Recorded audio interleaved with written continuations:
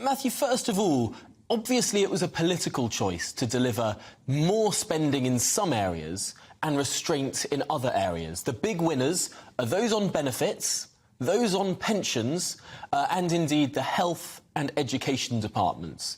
Just about everyone else has been squeezed. In your view, was it the right mix?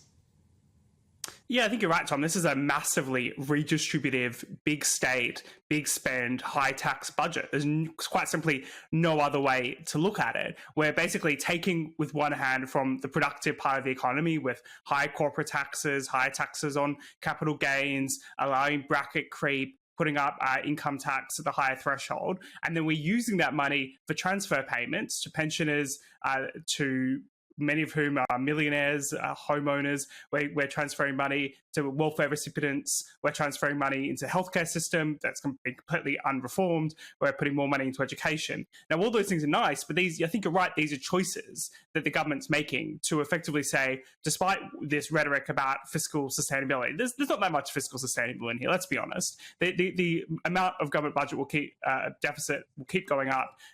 There's a theoretical, 0.2% reduction in national debt in 5 years' time, as if anyone can believe these models that never end up being particularly accurate, particularly that far out. So we're basically getting the worst of every world. And on top of that, where is the plan for growth? How are we going to actually grow the economy so we can all be more prosperous? Well, everything the government talks about is very top down. It's all about what government's spending public R&D money on. It's about what the government's spending skills money on.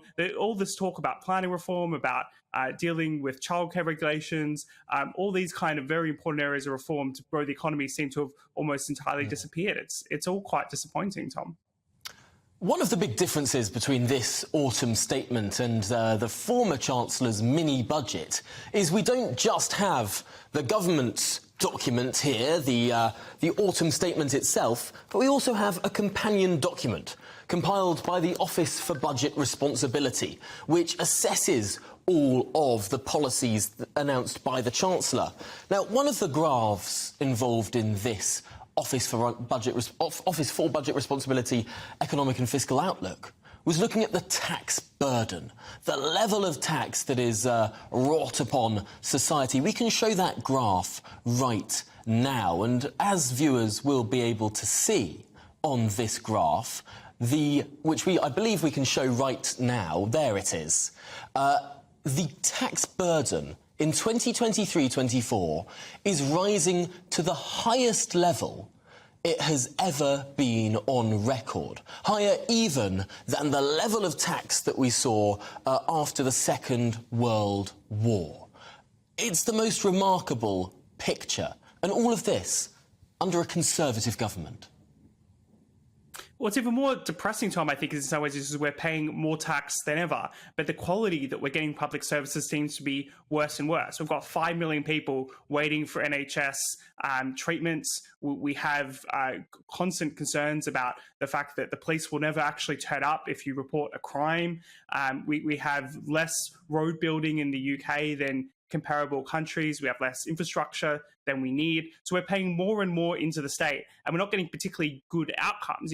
Perhaps we could justify Scandinavian level taxation if we actually got Scandinavian level services. In fact, we're paying Scandinavian level taxes and we're getting basically the bottom of the rank, Eastern European, if not lower quality services. Maybe that's a bit of an insult to Eastern European services. I'm sure that they're actually improving, unlike in the UK. And this is the sorry state of affairs, because the government, despite all this rhetoric about tough choices and doing unpopular things, they're basically taking the coward's way out in every way. They're not willing to take difficult decisions like on planning that might boost economic growth. They're not willing to reform public services like the NHS because it would be too controversial. They're not willing to not put up pensions and welfare in line with inflation because it would be criticised by the Labour Party and by sections of the media. Every single choice in this budget is basically the path of least resistance rather than the path of ambition and reform and growth. It does seem like the anti-growth coalition, so coined by the former Prime Minister, may well have won in many aspects of this autumn statement. But Matthew, you've produced a graph, you've been sharing it on your own social media, about the debt implications of this policy. Here it is for those watching on television. Now, those two little lines that are dotted out into the future, the difference between the blue and the orange line is the difference between the Truss mini-budget and the Hunt autumn statement. It's remarkable how little difference there is in terms of the level of debt this country has. Yeah, it's quite extraordinary. We're basically on the way to an extremely high debt, no matter whose projections, unless you're willing to do some quite radical changes, rethinking the role of the state or growing the economy enough, or actually reducing spending. So whatever the circumstance here is, despite all the rhetoric about, this is a fiscally responsible option, I mean, it's slightly more fiscally responsible in the sense that we've got a full forecast and we're seeing potentially maybe in 5 years' time the deficit go down. What's most interesting, I think, is for the next 3 years, where the government actually has the most control, certainly up into the next election, we're basically just seeing more spending and more taxes. We're not really seeing debt go down at all. In fact, debt will be going up over the coming years as a proportion of the economy. So it doesn't really feel like, despite all these promises about fiscal sustainability, we've got any more than a nod to that. Now, what's interesting, of course, is because they've at least done these figures, there does seem to be some sense and at least rhetoric around it, which seems to calm things down in the gilt markets and the foreign exchange markets. But I wouldn't say that this is a great victory for fiscal conservatism.